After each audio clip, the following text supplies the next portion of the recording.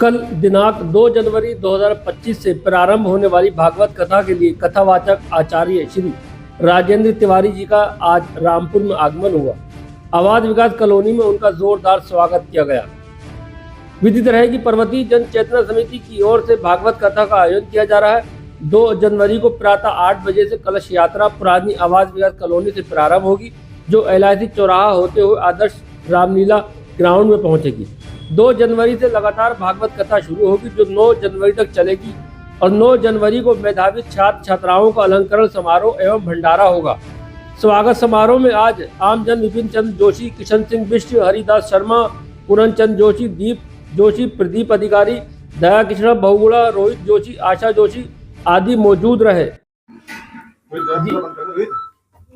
महाराज जी, आज आप रामपुर आए हैं। कल रामपुर में एक कार्यक्रम है, किस तरह कार्यक्रम है और कितने दिन ये कार्यक्रम रहेगा? ये जो कार्यक्रम है ये हमारी पर्वतीय जन चेतना समिति के माध्यम से करवाया जा रहा है। इसका नाम श्रीमद् भागवत महापुराण की कथा, जो 7 दिवस पर्यंत चलेगी। 7 दिन तक यह कथा चलती है और अष्टम दिवस इसकी पूर्णाहुति यज्ञ आदि किया जाता है।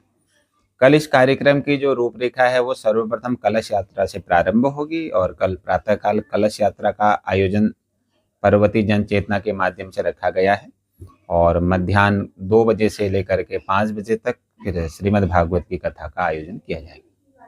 इस कथा के पीछे मकसद क्या है?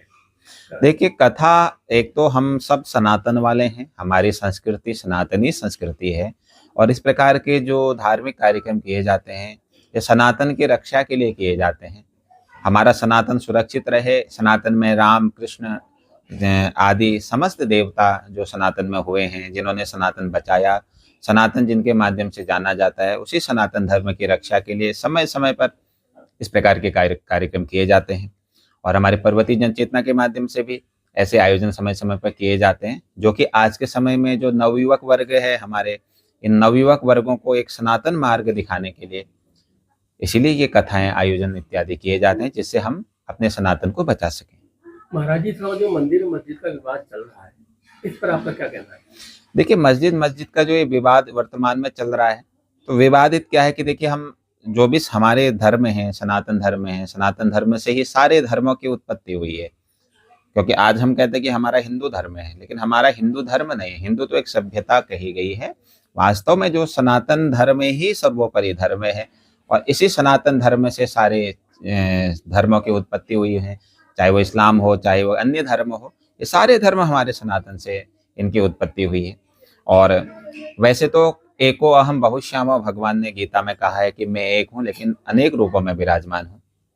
तो जहाँ हमें एकत्रित रहना चाहिए, क्योंकि सनातनी है, संस्कृति हमारी है, तो एकत्रित रहना चाहिए। तो इस प्रकार से विवाद आदि से हमें बचना चाहिए और हो सके तो एक होकर के रहें, क्योंकि संघे शक्ति कलियुगे कहा गया है। कलयुग में संघ में ही शक्ति है। जब हम एकत्रित रहेंगे, एक होकर के रहेंगे, तो हमें कोई तोड़ नहीं सकता। अगर हम एक से अनेक हो जाएंगे तो फिर कोई रोकने वाला नहीं है।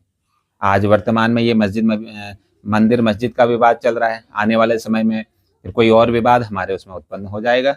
इसलिए हमारा यही ध्येय होना चाहिए कि शांति हमें बरकरार रखनी चाहिए, जिससे हम सब लोग सुरक्षित रह सकें।